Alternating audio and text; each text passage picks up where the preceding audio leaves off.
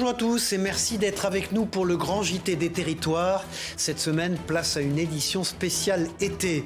Une rétrospective de vos reportages préférés pour revivre l'actualité de vos territoires autrement.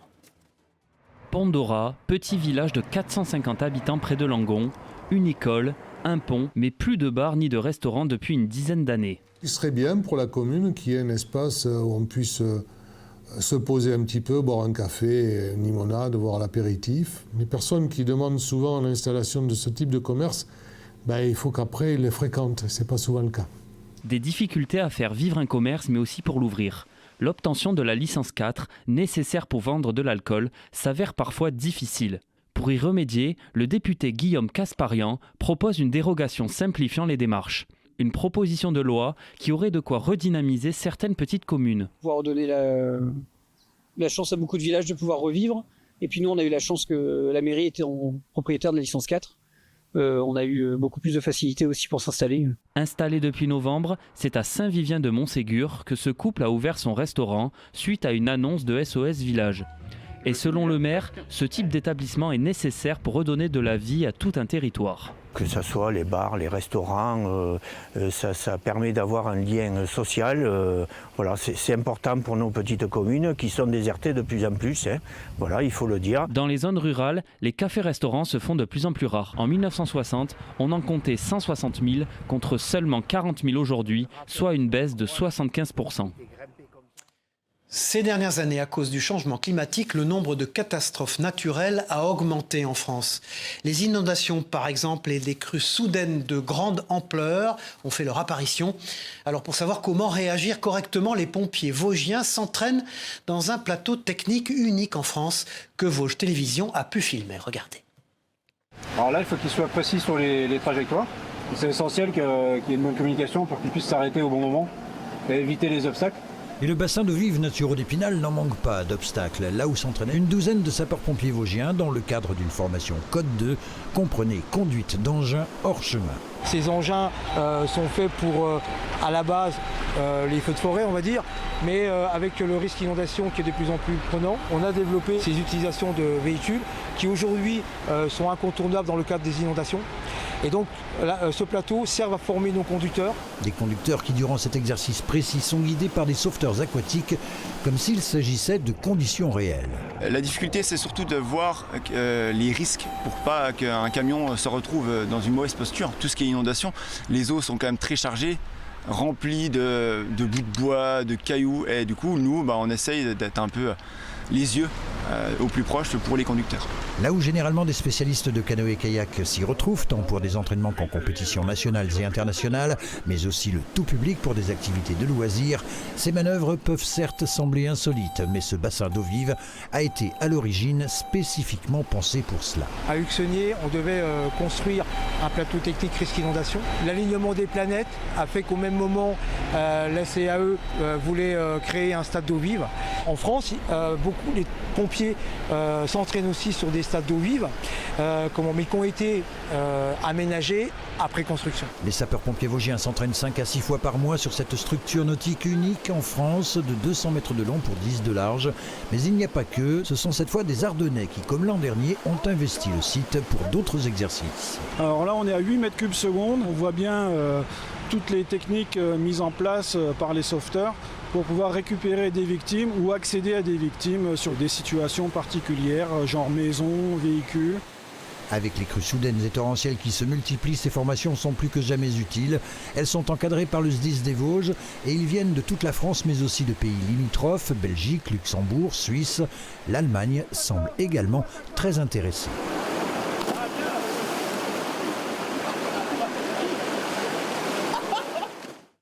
C'est un fléau, la pollution en mer a considérablement augmenté ces dernières années. Outre les déchets plastiques, les hydrocarbures sont la principale source de pollution. Pour cette raison, pompiers et membres d'associations se sont mobilisés à Fort-de-France pour récupérer ces polluants. Vous allez le voir, une belle initiative à laquelle a assisté via ATV sur place en Martinique. Mise en place de l'écrémeuse dans la baie des Flamands à Fort-de-France. Un dispositif essentiel afin de récupérer une quantité importante d'hydrocarbures déversés dans l'eau. Une des opérations de l'exercice Polmar. Avec le moteur que vous voyez qui vient de se mettre en place, donc un moteur qui va faire une aspiration via cette écrémeuse et ensuite tout le polluant, y compris l'eau, seront acheminés par un autre tuyau qui arrivera dans un bac de rétention. En mer, c'est 450 mètres de barrage qui doivent être déployés pour limiter la progression de la pollution. Vous voyez le navire de la SNSM, orange et bleu là-bas, qui est le navire qui tracte le barrage.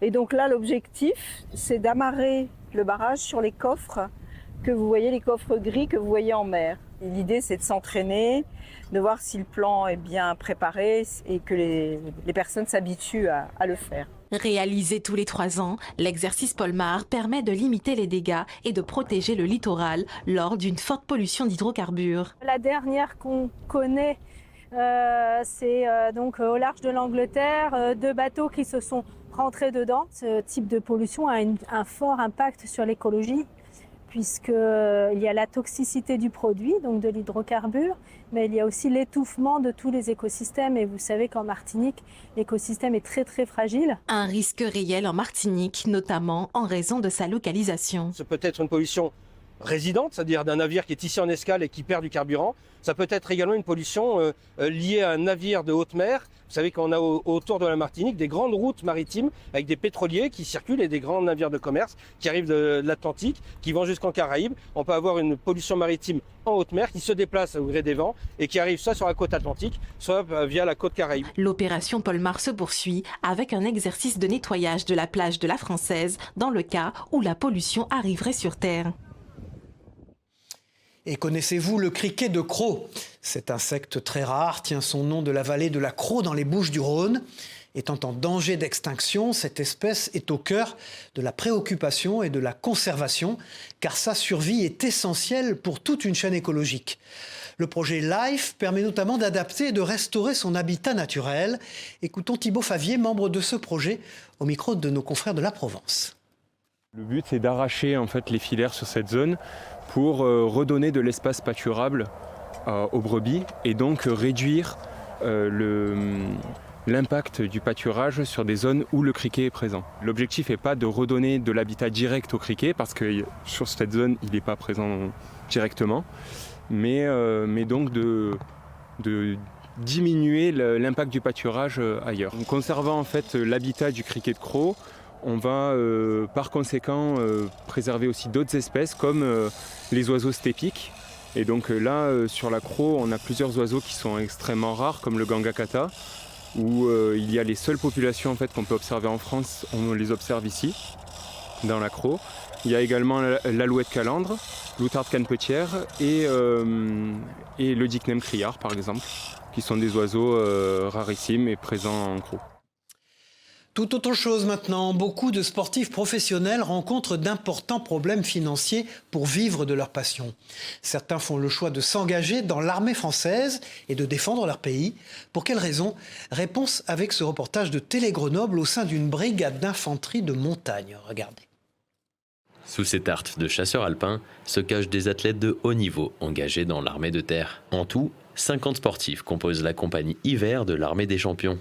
Une unité un peu à part qui offre à ces athlètes de quoi vivre de leur sport. Parmi eux, le snowboarder Merlin Surgé ou le biathlète Antonin Guigona, qui a troqué la carabine pour le fusil d'assaut de l'armée française lors d'un entraînement avec la 27e brigade d'infanterie de montagne.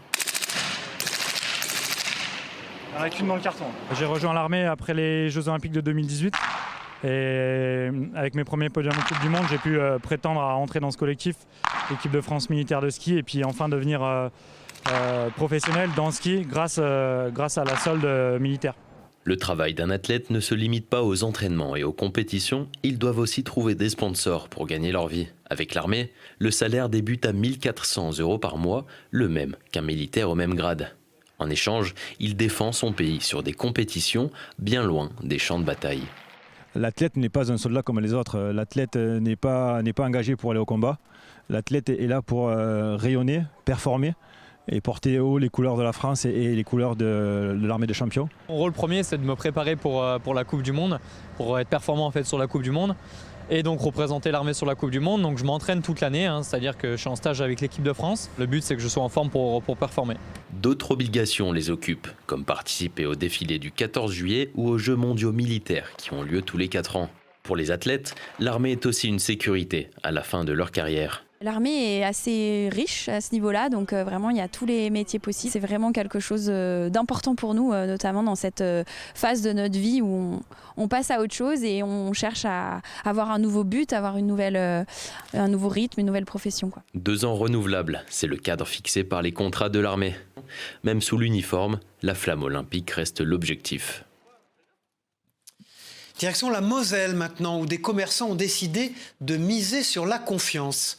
Un boulanger et une fleuriste vendent leurs produits en libre service et les clients n'ont plus qu'à se servir et payer sans passer par la caisse. Est-ce une solution d'avenir ? Reportage de Moselle TV sur place. Désormais, plus besoin de faire la queue dans cette boulangerie de Forbach. Ici, certains produits comme ces baguettes et croissants sont en libre service.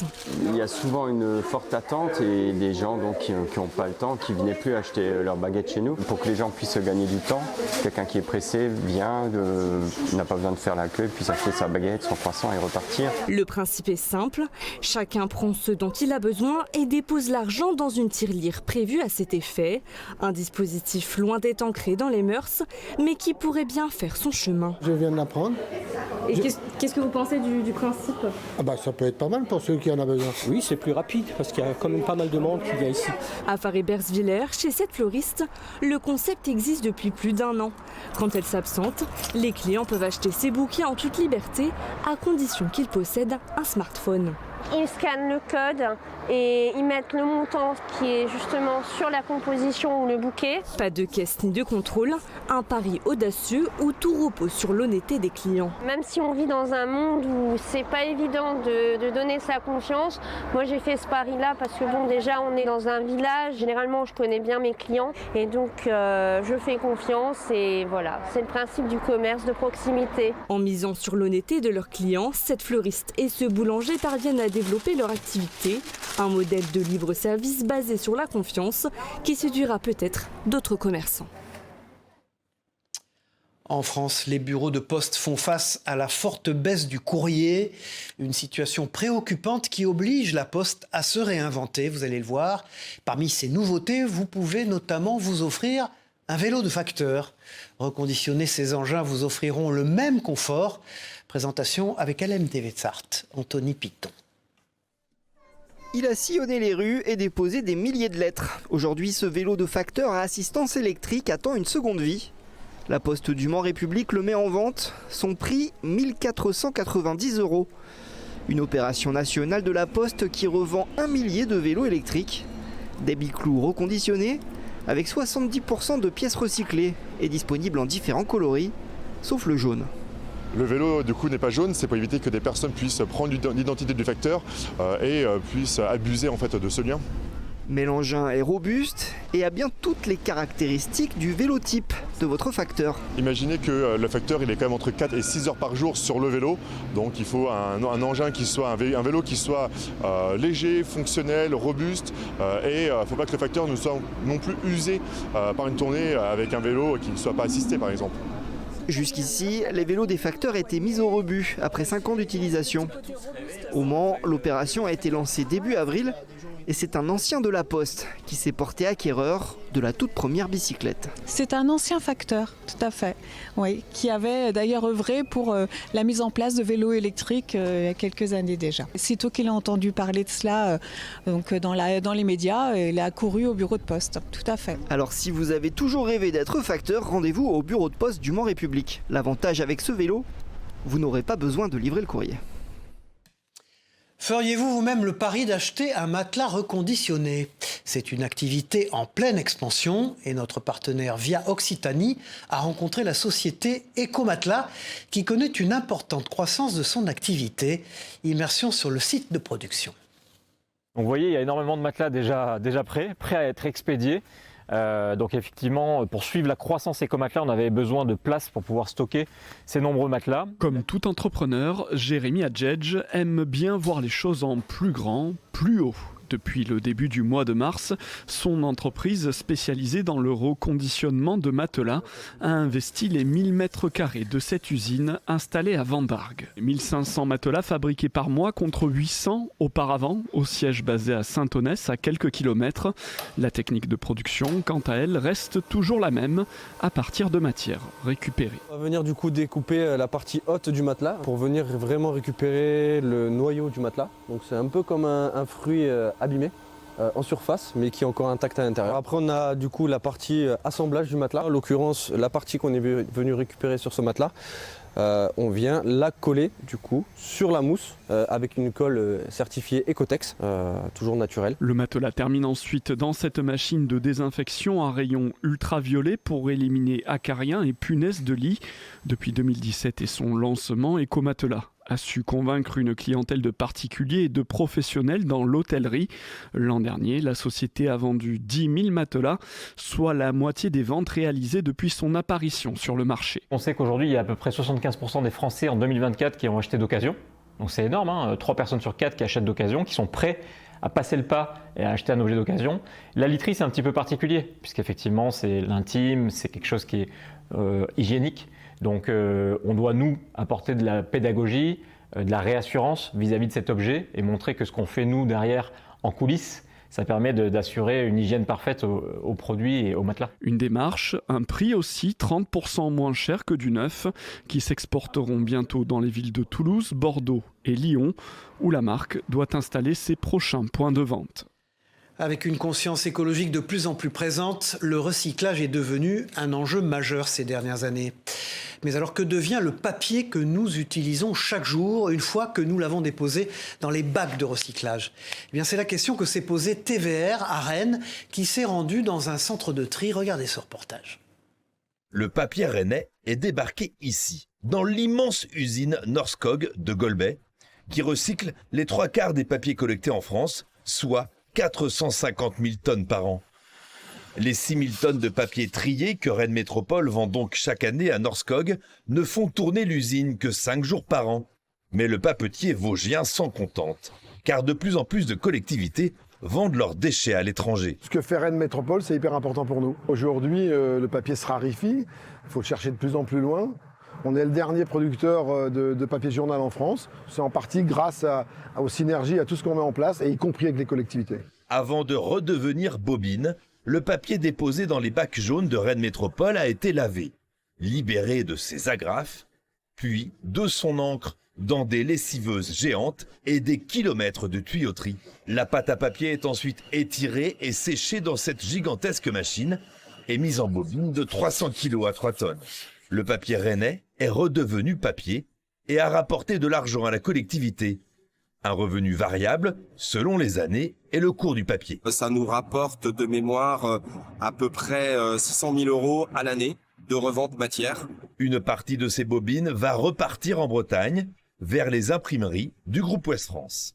C'est super parce qu'au moins la boucle est bouclée. Hein, on a lu son journal, on l'a déposé dans le bac jaune et ça redevient ensuite le journal qu'on lit quelques semaines plus tard. Récemment distingué lors du concours général agricole, la fourme d'Ambert est un fromage emblématique de la Loire au savoir-faire traditionnel. Mais derrière cette victoire se cache aussi une rivalité avec un autre fromage de la région, la fourme de Montbrison. 2 spécialités, 2 histoires et un même héritage, vous allez le voir. Reportage de TL7 dans la Loire, Alexandre Couzet.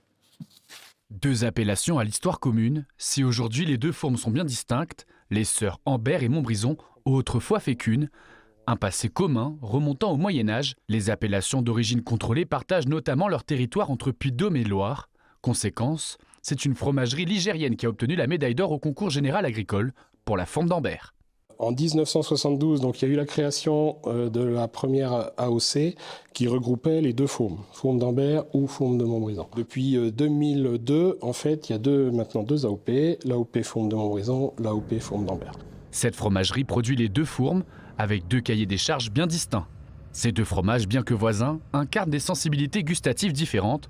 La forme d'Ambert, douce et crémeuse, et la forme de Montbrison, plus robuste et fruitée, sont deux facettes d'un même héritage. Avec une croûte sèche orangée sur la forme de Montbrison et une croûte fleurie sur la forme d'Ambert. On va dire que la forme d'Ambert, c'est un bleu plus classique, avec des ouvertures importantes et une dose de pénicillium, donc avec des trous d'aération plus importants.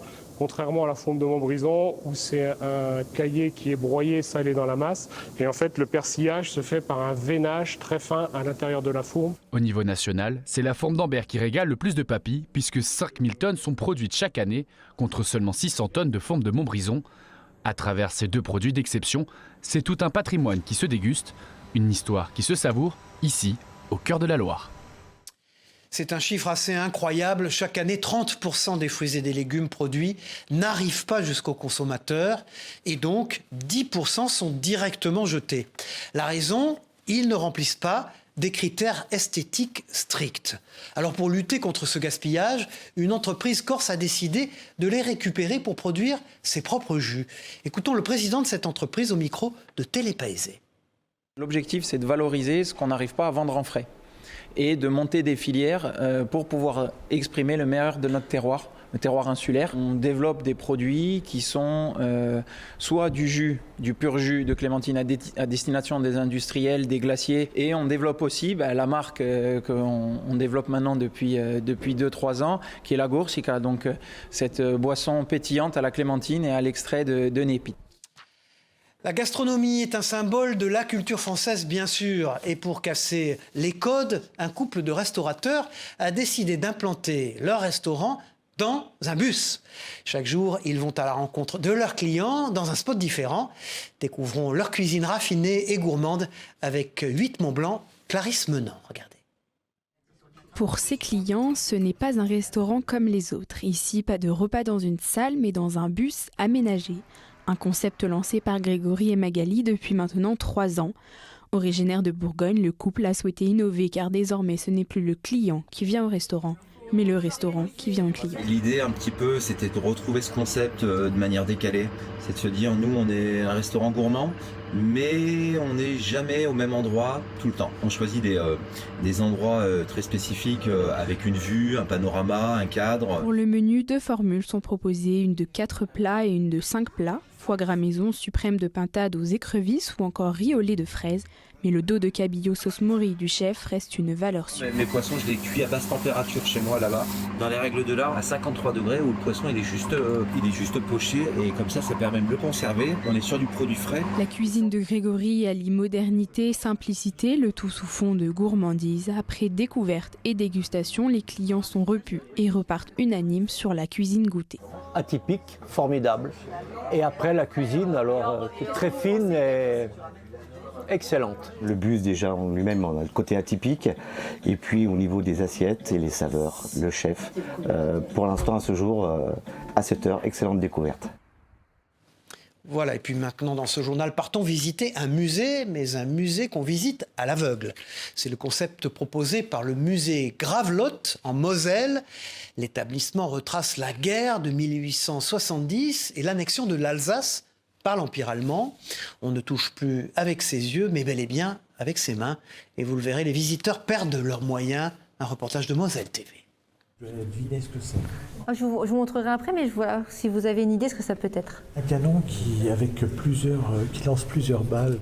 Visite plutôt unique au cœur du musée de la guerre de 1870 et de l'annexion à Gravelotte. Privés de leur vue, les visiteurs ont découvert d'une autre manière plusieurs objets de la collection permanente et sortis d'archives. Disons que de les avoir touchés à l'aveugle, ça donne une autre façon de percevoir les choses. C'est vrai que c'est super impressionnant de se dire « je l'ai touché tout à l'heure en vrai ». On a plus le détail et quand on regarde après l'objet, on est plus à regarder vraiment le motif, ce qu'on a ressenti au toucher. On essaye de le percevoir en fait visuellement. La concentration est de mise. Sans la vue, mieux vaut écouter avec attention les explications des équipes encadrantes. Malgré tout, difficile parfois de deviner les objets entre ses mains. Équipé de gants, le toucher est également différent. Oh, ça c'est bizarre ça. Pour moi, il y a l'imaginaire qui vient contrer un peu la réalité. Le toucher, c'est spécial. J'ai regretté de ne pas pouvoir toucher avec mes mains et d'avoir un gant. Mais il faut respecter les objets, on comprend bien. La visite continue toujours à l'aveugle pour s'attaquer à du plus gros calibre. Une expérience originale proposée par le musée pour la première fois afin de redécouvrir l'histoire de manière ludique. Carton plein pour cette première édition, rendez-vous en octobre pour la deuxième. C'est une trouvaille tout à fait inattendue qu'a fait un promeneur de Saint-Malo. Au milieu de son chemin se trouvait la plaque d'identité d'un soldat allemand de la Deuxième Guerre mondiale.